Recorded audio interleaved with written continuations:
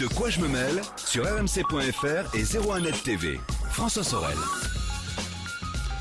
L'actualité des nouvelles techno, c'est de quoi je me mêle chaque week-end. Et en ce 21 septembre, en ce vendredi 21 septembre, on va revenir bien sûr sur l'actualité bouillante d'aujourd'hui. C'est l'arrivée des nouveaux iPhones qui étaient en précommande depuis quelques jours. Mais ça y est, ils sont disponibles dans les magasins depuis aujourd'hui. Forcément, on va y revenir.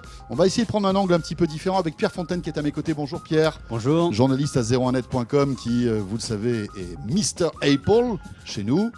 Tu étais donc à Cupertino il y a quelques jours pour découvrir et nous faire vivre sur 01net.com ces nouveaux iPhones. Tu les testes depuis quelques jours. Tout à fait. Voilà, à la fois l'iPhone 10S, mais le 10S Max, la nouvelle Apple Watch. Et la question qu'on pourrait se poser, que moi j'ai envie de te poser, c'est de savoir quelles sont vraiment les différences qu'il y a entre les iPhones de précédente génération et puis ceux-là, et ainsi que l'Apple Watch. Parce que visiblement, il y a des innovations qui sont intéressantes, d'autres peut-être un petit peu plus anecdotiques, mais malgré tout, ça serait bien de faire peut-être le point. Et peut-être aussi comparer tous ces nouveaux iPhones aux précédents et voir si vraiment, vous qui avez peut-être envie de craquer, ça vaut vraiment le coup d'investir, on l'a vu, jusqu'à 1 659 € pour la version haut de gamme. 512 Go, voilà, 512 Go. 10S Max. Tiens, ça c'est la première nouveauté. Je crois que c'est l'un des tout premiers téléphones à avoir 512 gigas de stockage. C'est vrai qu'Apple ne met jamais de carte SD, enfin d'extension SD. On ne peut pas agrandir la mémoire de la capacité de stockage. Et là, ils ont repoussé la barre un peu plus loin en proposant 512. Alors certes, 512 gigaoctets, c'est génial, mais le prix est assez élevé. 1 659 € pour le 10S Max et 1 559 € pour le 10S. Il faut s'y préparer psychologiquement. Ouais, voilà. ça fait beaucoup d'argent. Donc 1659 pour le 10S Max et on est à combien pour le 10S 1659 et on enlève 100 €. On enlève 100 1559 et ouais, 1659. Voilà. Donc c'est vrai que je crois que c'est le smartphone le plus cher jamais conçu, mais bon, de toute façon avec Apple. Enfin, en tout cas de série, parce qu'il y a des smartphones avec plaqué or, etc., qui deviennent complètement avec fous. Des petits diamants, des petits trucs comme ça. 512 Go, ça sert à qui? Tiens, voilà, ça c'est une bonne question. Franchement, est-ce que on a besoin de 512 Go de stockage? Alors, évidemment, tout dépend des usages qu'on va avoir. Si on est un fou furieux de musique lossless, donc non compressée, ça va aider beaucoup. Si on adore, parce qu'on sait que les iPhones servent beaucoup à ça, si on adore tourner des vidéos en 4K, ça peut également permettre d'avoir plus de souplesse. Oui, avec la 4K, le stockage est vite saturé. Donc c'est pour ces usages-là, ou alors pour les gens qui veulent avoir tout l'App Store sur leur iPhone. Mais non, mais il y a des cas d'usage, mais c'est clair que les 512 gigaoctets ne sont pas destinés à monsieur et madame tout le monde, c'est une évidence. Voilà, disons que il existe en 64, 256, 512. Voilà, il y a une grosse différence de prix, bien sûr, entre les trois. Mais 256 peut être le bon compromis. On commence à 1159 pour le 10S et 1259 pour les 64 Go. Et après, donc, on va monter jusqu'à 1659, 1559. Donc, effectivement, il y a un petit delta. Et j'ai vu un petit comparatif intéressant. Par exemple, sur la version 64 Go, après l'installation d'iOS, il vous reste à peu près 50 Go de stockage. Voilà, ça c'est bon aussi à savoir. Sachez que vous avez 14 Go qui partent dans la nature pour le iOS en quelque sorte. En fait, quand on prend le modèle 64 Go qui est donc effectivement moins cher à l'achat, on a quasi besoin à coup sûr de prendre une extension de stockage iCloud pour déporter des photos dedans, par exemple. Ce qui veut dire qu'il faut effectivement faire le calcul, se dire est-ce que ça vaut le coup que je paye moins maintenant ou que je paye en plusieurs fois du stockage iCloud chaque mois? Parce que ça va revenir à ça. Après, il y a une autre astuce à faire, c'est par exemple Google Photos, qui lui est gratuit et qui permet de stocker toutes les photos que tu veux gratuitement. Oui. Après, que ce soit du cloud chez Google, c'est vrai que Google propose plus d'espace de stockage gratuitement. Néanmoins, à un moment, on va être obligé de déporter son stockage quelque part quand on réduit le stockage local. Mais c'est une bonne idée de la part de Google Photos de proposer du stockage illimité de photos. D'ailleurs, je ne sais pas comment ils font. Il le propose, sauf erreur de ma part, plutôt avec les appareils Pixel. Non. En photo. Les photos, non. Tout le monde a du... Photo et vidéo ? Ouais. Pas vidéo, photo. Ouais. Vidéo aussi, Pierre nous dit. Écoutez, voilà, formidable. Pendant un moment, il l'avait proposé, il l'avait réduit, donc je pensais que ça a été supprimé, cette option. C'est un paramètre à prendre en compte aussi, donc 64, 256 ou 512. Donc la première nouveauté, c'est cette capacité de stockage, mais bon, elle est presque anecdotique par rapport aux autres nouveautés. On est dans une année des S. On ne parle pas du XR, là, du 10R qui n'est pas encore sorti. Le 10R qui sortira le 26 octobre. Voilà, fin octobre. Mais donc là, l'année des S, c'est en général l'amélioration de la base. De la base, donc c'est l'amélioration du 10 qui est sorti l'année dernière. Tout à fait. Alors, là, cette année, elle est un petit peu particulière parce qu'effectivement, on a le 10S qui est pour le coup pleinement un smartphone OS avec quelques progressions, quelques améliorations dont on va parler tout à l'heure. Et on a le 10S Max qui, lui, est une nouveauté parce que c'est même une première chez Apple avec un écran donc OLED de 6,5 pouces. C'est une phablette, hein, c'est une dalle immense, c'est quasiment 16 cm du haut au bas du bas au haut, du haut au bas de l'appareil. Donc c'est vraiment un très très grand écran. Ouais, grand écran qui est formidable pour regarder des photos, pour regarder des vidéos. Voilà, parce qu'évidemment, Apple a glissé les technologies qu'il commence à maîtriser, qu'il a introduit soit dans les iPads, soit dans les iMac. Donc on parle de la technologie P3 pour le gaming de couleurs, c'est-à-dire un très large palette de couleurs. On a le True Tone aussi pour adapter les couleurs de l'écran à la luminosité ambiante, etc., etc. Ça fait une très très bonne dalle avec une fidélité des couleurs qui est parmi les meilleures du marché. Il y a juste le S9 qui sur le Delta E2000, c'est-à-dire la fidélité des couleurs, est légèrement meilleur, mais tout le reste, tous les autres smartphones Android qu'on peut citer, le OnePlus 6, etc., sont en dessous. En dessous. Ouais. On peut imaginer que c'est toujours Samsung qui fournit les toujours... écrans de... Oui, alors a priori Samsung en fournit une grosse partie, mais alors effectivement il va falloir attendre un petit peu, voilà. Mais peut-être que Apple sera aussi fourni chez d'autres fournisseurs. Et notamment LG qui pourrait devenir un gros client aussi chez Apple. Donc un grand écran, ce qui fait que si vous aviez par exemple un iPhone 6 Plus, un 7 Plus, un 8 Plus, vous vous tournerez peut-être vers ce modèle-là. D'autant plus qu'on a un écran plus grand, mais on a un boîtier qui est à quelques millimètres moins, pouillème près, plus petit que ceux des 8 Plus, 7 Plus, 6 Plus. C'est-à-dire qu'on a un boîtier, on va dire à peu près de la même taille, un petit peu plus lourd, légèrement plus épais. Il n'est pas un peu plus long, non? Il a la même taille, vraiment. Il est en largeur et hauteur, il est plus petit. En fait, ce qui donne l'impression qu'il est plus long, c'est qu'on a un écran qui va de bord à bord et que forcément, en fait, moi, ce qui me déplaisait dans les plus, c'est qu'on était à se dire, bon, on a de la place perdue en haut. Et là, l'écran occupant quasiment tout sauf l'encoche, on sait pourquoi on a un gros appareil en main et dans la poche. C'est parce qu'on a un bel affichage et que cet affichage, même si effectivement il est difficile à utiliser à une seule main, on en profite quand on regarde des films, quand on surfe sur le web, etc. Voilà, petite précision aussi, on vient de le voir là, si vous nous regardez en vidéo, il n'y a plus d'adaptateur Lightning mini jack, ça c'est terminé. Voilà. Apple estime que maintenant il faut payer. Ou alors vous êtes passé au Bluetooth. Voilà, vous êtes passé au Bluetooth, ça coûte 10 €, je crois. L'adaptateur il est toujours disponible dans les Apple Store. Bon, après, est-ce qu'on trouve ça pingre ou pas? C'est à vous de juger, les amis.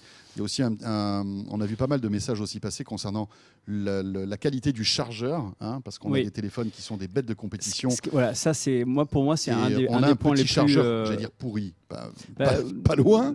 Oui, enfin disons que par rapport à ce que font beaucoup de smartphones, même des smartphones chinois pas forcément très chers, avec des chargeurs qui vont recharger en une demi-heure 80% de la batterie, on en est très très loin. Apple fait pas d'effort de ce côté-là. Alors c'est assez difficilement compréhensible parce que on sait que ça peut arriver d'oublier de brancher son téléphone le soir et de se retrouver le lendemain avec 20% de batterie alors qu'on doit partir. Et on sait que 20%, on va pas tenir la journée avec. Et ça, se dire ils font pas l'effort là-dessus, ils font pas, c'est un usage quand même hyper important. Ils font pas d'effort là-dessus. Ça, c'est quelque chose qui m'épate. Je comprends pas. Ça, c'est vraiment un défaut. Ouais. Tiens, puisqu'on parle de recharge, la charge par induction est toujours là, bien sûr, sur les 10S Max. Alors visiblement, Apple dit qu'elle sera un petit peu plus performante et on serait plus obligé de poser vraiment au milieu, vous savez, du chargeur induction. Si vous avez ça, vous l'avez sans doute vécu déjà. Quand on le décale un petit peu, ça marche moins bien ou ça marche pas. Là, il y aurait une marge d'erreur un peu plus importante. Oui, en tout cas, c'est ce qu'ils disent. En fait, l'antenne sera améliorée. Alors, on l'a pas démonté et iFixit ne l'a pas encore fait non plus. Donc, c'est difficile de voir s'ils ont mis une antenne plus. Il y a eu des rumeurs qui parlaient d'une antenne en cuivre plus performante, etc. On ne sait pas si elle est intégrée ou pas. Moi, à l'usage, j'ai un petit peu rechargé sans fil. Très franchement, c'est pas ébouriffant, le changement n'est pas ébouriffant. C'est pratique, effectivement, parce que quand on a quelques pourcents à grappiller, ou on arrive, on le pose sur son bureau, il est en train de recharger, on n'a pas besoin de le brancher. C'est pratique, mais c'est pas aussi rapide que le filaire. Non, ça c'est clair. Mais c'est vrai que quand on y prend goût, après, c'est plutôt sympa de poser son Oui, téléphone, bien sûr, par exemple, ça sur sa table de nuit et facilite qui la se vie, recharge. bien Ouais, sûr. ça, c'est clair. Tiens, puisqu'on parle tu parlais d'antenne, là, on va parler peut-être de la 4G. Là aussi, c'est une nouveauté sur ces 10S et 10S Max. On passe le 4G gigabit. Ça veut dire ouais. que en théorie, En on théorie, peut si avoir vous des êtes- débits voilà. monstrueux sur ce téléphone. Si vous êtes chez un opérateur qui a des antennes qui permettent ces débits, etc., vous allez effectivement avoir des débits Voilà, on a bien 6 meilleurs. antennes au lieu de 4, je crois. Voilà, oui, d'ailleurs, certaines personnes, alors bon, moi ça me choque pas, généralement parce que je mets une coque, mais on voit sur le pourtour, on voit la découpe des antennes. Effectivement, donc il y a plus d'antennes pour mieux recevoir c'est grâce à la technologie MIMO. Donc voilà. Ça serait intéressant de voir aussi si on capte mieux, en fait, si on a une sensibilité du téléphone meilleure que le 10 avec ces 2 antennes supplémentaires. Alors ça, pour le coup, ça demande des tests et des mesures qui sont un petit peu compliquées à mettre en place et qu'on a pour l'instant pas mis en place chez nous. Bon, alors voilà, après il y a le processeur qui est nouveau, bien sûr. Bien sûr, la 12 Bionic. Alors voilà. Ce qui est intéressant cette année, c'est que alors déjà, il y a encore le GPU qui est géré en interne et c'est la deuxième génération de ce qu'ils appellent le Neural Engine. C'est-à-dire en fait, c'est une puce qui va être chargée de tout ce qui est exécution d'algorithmes qui utilisent l'intelligence artificielle ou le deep learning, enfin l'intelligence artificielle en général. Et donc ça, par exemple, ça va permettre de détecter plus facilement un visage, plus facilement un objet. Et ça va avoir un intérêt en réalité augmentée, par exemple. Si on veut appliquer un masque en temps réel sur son visage, maintenant on aura la puissance de le faire. C'est beaucoup plus fluide, beaucoup plus réaliste et beaucoup plus précis. Ça a aussi son intérêt en photo. Par exemple, alors, il y a aussi parce qu'ils ont amélioré leur capteur. Ils ont un capteur avec des photosites qui sont plus gros, ce qui fait qu'il y a plus de lumière. Ils ont aussi retravaillé la façon dont les informations qui arrivent au capteur sont lues pour, par exemple, que la mise au point se fasse plus vite.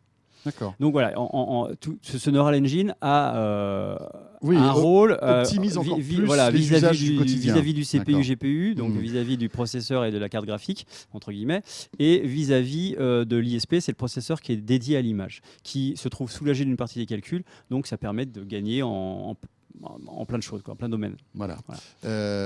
Oui, encore un non, petit mais enfin voilà, mais notamment en termes de la puce graphique aussi visiblement. La puce graphique a été améliorée pour tout ce qui est réalité augmentée. Voilà, et le gaming aussi, les données sûr. pour être 50% plus puissantes. Et surtout, ce qui est intéressant, c'est que on sait depuis juin dernier que Apple va abandonner à très court terme le support d'OpenGL, donc qui est une librairie qui permet de faire des rendus graphiques, etc. et Apple va donner la priorité à Metal, qui est son API à maison. Et donc, ils ont travaillé, les équipes de développement de Metal et les développeurs de l'iPhone ont travaillé main dans la main de manière très, très étroite. Et ce qui fait qu'effectivement, dans nos benches, on voit qu'il y a un gain dans les jeux ou les applications de test qui utilisent Metal qui est très, très importante, alors qu'en OpenGL, c'est moins le cas. Très bien. En matière de solidité, visiblement, là encore, Apple a amélioré en fait le 10. C'est le but, c'est ce qu'on disait tout à l'heure du S, qui en général est plus performant. On gomme un petit peu les défauts. Visiblement, il chaufferait moins aussi. Et c'est vrai que moi, possesseur du 10, parfois, je remarquais qu'il chauffait. Notamment quand on télécharge beaucoup de choses, on sent bien le modem. Ouais. Parce que tu parlais tout à l'heure des processeurs, mais le processeur a été gravé en 7 nanomètres. En 7 nanomètres, qui est, je crois, le premier processeur de téléphone gravé en 7 nanomètres. Alors, c'est pas le premier annoncé, mais c'est le premier disponible. Le premier disponible. Donc voilà. Et puis donc plus solide. Visiblement, on passe de IP67 à IP68. Alors ça, c'est pas forcément la solidité, mais c'est la résistance en fait à l'eau et à la poussière. Alors donc maintenant, avant, c'était je fais tomber mon smartphone dans de l'eau. Je prie un peu quand même. Il faut pas qu'il aille plus profond qu'un mètre. Et alors en théorie, IP67, c'est 1 mètre pendant une demi-heure. IP68, c'est 2 mètres pendant une demi-heure. Voilà. C'est-à-dire que donc, nous, ce qu'on nous a, quand on a rencontré les gens d'Apple, ils nous ont dit si vous le faites tomber dans l'eau, il n'y a pas de problème, vous le sortez, vous l'essuyez avec un petit chiffon, vous pouvez continuer à l'utiliser normalement, mais faites attention de bien le laisser sécher, que toute l'eau qui est potentiellement rentrée dedans puisse s'évacuer. Visiblement, l'eau salée aussi. L'eau salée, la bière, le soda. Donc vous pouvez arroser votre téléphone de bière. Alors j'ai pas, il faudra peut-être on va faire un bench sharing pour ça. Mais comme tu fais souvent des champagne washing, voilà. Exactement, les soirées mousse, bien sûr. Il n'y aura pas de souci. Mais en revanche, pour ce qui est de la solidité, c'est le verre qui a été à l'arrière et en façade, qui a été renforcé. Alors, on a posé la question, c'est pas du Gorilla Glass. Apparemment, c'est une formule mise au point spécifiquement par et pour Apple. Et qui serait plus costaud. Et qui serait alors, la plus solide jamais introduite dans un smartphone. D'accord. Bon, ça, après, c'est un discours marketing. C'est difficile à vérifier parce que ça implique de l'exploser avec un marteau.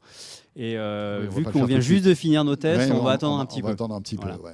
Parce que c'est vrai que ce qu'on pouvait peut-être reprocher à l'iPhone 10, c'est qu'il était relativement fragile lors des chutes. Mais bon, j'imagine que celui-ci aussi, hein, s'il tombe mal, il se cassera. Oui, comme la tous les génération téléphones, précédente d'ailleurs, hein. revenait au vert devant et Ouais. derrière, et donc, du coup, ça fait plus de risque de le casser. Ouais. On va enchaîner avec l'Apple Watch parce qu'il y a pas mal de grosses nouveautés concernant l'Apple Watch. On sent que l'Apple Watch est un peu le cheval de Troie de la santé chez Apple, hein. Tout à fait. Et aujourd'hui, Apple ne s'en cache plus. C'est un vrai outil de e-santé. En tout cas, avec énormément de capteurs et de. En tout cas, c'est clairement l'objectif. D'ailleurs, hier, je crois, alors le nom m'échappe, mais le plus gros assureur nord-américain a indiqué que désormais, ces assurés devront porter un objet connecté qui suit la santé. Pour avoir droit à des ristournes être assuré Ah ouais. avec les nouveaux Donc, contrats. si j'ai pas un bracelet connecté, je peux pas En fait, m'assurer chez eux. j'imagine que c'est pour la maison, non. Enfin, peut-être pas, mais si c'est assurance vie, ce genre de choses. D'accord. Oui. Ouais. Donc, voilà. Donc en tout cas, oui, pour revenir à l'Apple Watch, ça fait, si on se souvient bien, au départ, ils étaient partis sur on va faire du luxe, et puis ils se sont rendus compte qu'un produit qui est obsolète au bout d'un an, c'était difficile d'en faire du luxe. Donc ils se sont orientés vers le sport et la santé. Et effectivement, cette année, ils ont beaucoup travaillé l'aspect santé, notamment avec une fonction, alors qui ne va pas arriver tout de suite en France, parce que déjà, il faut le temps qu'elle soit finalisée et avalisée aux États-Unis, c'est l'ECG, c'est l'électrocardiogramme. La Watch est capable de produire un électrocardiogramme, alors qui ne sera pas aussi précis et performant mais qui que pourrait être celui validé d'un par les médecin. autorités médicales. Hein, Voilà, donc, mais qui permettra en tout cas, par exemple, on a un problème cardiaque quelconque, un moment on ne se sent pas très bien, si on prend un rendez-vous chez le médecin, une semaine plus tard, le problème a pu disparaître. En revanche, si on fait cet électrocardiogramme avec sa montre, on pourra envoyer un rendu avec un PDF à son médecin pour qu'il puisse voir qu'effectivement, à l'instant T, quelque chose n'allait pas bien dans son cœur. je ne sais pas si vous vous rendez compte, et je vous souhaite jamais d'avoir d'électrocardiogramme si vous n'en avez pas besoin, mais le fait de faire un électrocardiogramme simplement en posant son doigt sur une montre, c'est un truc de dingue, parce que d'habitude, il faut aller chez un cardiologue, il vous installe des électrodes et tout. Enfin, c'est assez pas compliqué, mais disons, voilà, ça prend du temps. Là, simplement en posant vos doigts, même si les données ne seront pas aussi fiables, bien sûr, il pourrait y avoir ça pourrait donner des indicateurs importants. C'est un moyen, en tout cas, de suivre sa santé en temps réel et de pouvoir fournir aux médecins des indices supplémentaires sur un problème de santé éventuel. Voilà, on ne va pas revenir sur la détection de chute aussi, qui est assez. On est toujours dans ce domaine de la santé. Ce qu'il y a de plus important, et pour terminer, peut-être, Pierre, c'est en fait, le design de la montre qui a changé. Alors, le design est légèrement affiné, et surtout, ce qui saute aux yeux, c'est que l'écran maintenant est jusqu'à un peu plus de 30% plus grand. Oui. Avant, on avait des modèles en 38 mm et 40 mm. Maintenant, on passe de 42 au 44, donc des écrans plus grands, toujours OLED, et qui affichent bien plus d'informations, puisqu'on monte maintenant jusqu'à 8 complications. Alors, les complications, c'est ces petites informations complémentaires à l'heure, qui peuvent être liées soit à des applications natives de la Watch, soit à des applications tierces, par exemple une application de running, son application de suivi du sommeil, etc. etc. Donc, il y a plus d'informations, un écran plus grand qui est hyper confortable à utiliser. Alors Apple dit que vous pourrez regarder vos photos dessus. Oui, si on est vraiment en manque de photos de sa bien-aimée ou de son bien-aimé, on peut regarder les photos sur sa Watch, mais ce n'est pas forcément le terminal pour ça. En revanche, effectivement, au quotidien, c'est vraiment beaucoup plus agréable. Oui, parce que ce petit écran qui gagne quelques millimètres, c'est pas négligeable, tout à fait. Avec une autonomie qui est équivalente ou pas? L'autonomie est donnée par Apple pour toujours de 18 heures. Alors on sait qu'eux annoncent 18, mais dans les faits, si on a un usage assez calme en termes de notifications et d'exercices sportifs, on peut aller jusqu'à 30 heures sans la recharger. Par exemple, moi je l'ai rechargé hier matin et là je suis à une trentaine de pourcents. D'accord. Donc on a une marge quand même. On peut tenir bien plus d'une journée sans problème.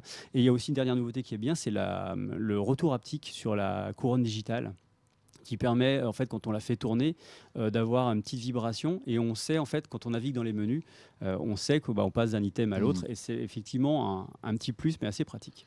Voilà, alors les prix de cette À partir nouvelle de 429. Voilà, et puis la version, on va dire 4G, débute à 529. Voilà. Voilà, 100 € pour avoir en plus de la Voilà, 4G. alors, qui en permet, eSIM. qui permet de téléphoner sans son téléphone, Voilà. enfin de Et recevoir d'être et passer autonome en l'appel. quelque sorte. Voilà, oui. Par exemple, si on va faire ses courses, on va courir, Mm. pas besoin de prendre son téléphone, on aura sa watch. Petite parenthèse, on attend que les autres opérateurs autres qu'Orange proposent Ouais. cette option eSIM à la fois sur l'Apple Watch, mais aussi sur les nouveaux iPhones qui, rappelons-le, seront double SIM, une SIM physique, on le disait tout à l'heure, et puis l'eSIM. Et les SIM, ouais.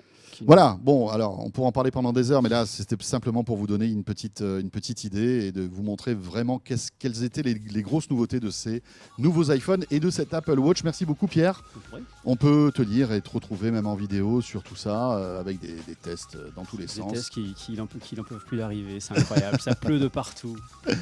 Lisez-les, Ouais. c'est super. Ce de quoi je me mêle est terminé. Merci de nous avoir suivis. Bon week-end à vous toutes et à vous tous. N'hésitez pas à réagir sur évidemment YouTube, mais aussi avec le hashtag DQJMM sur Twitter. Portez-vous bien. Bon week-end, on sera là vendredi prochain. De quoi je me mêle sur rmc.fr et 01net TV.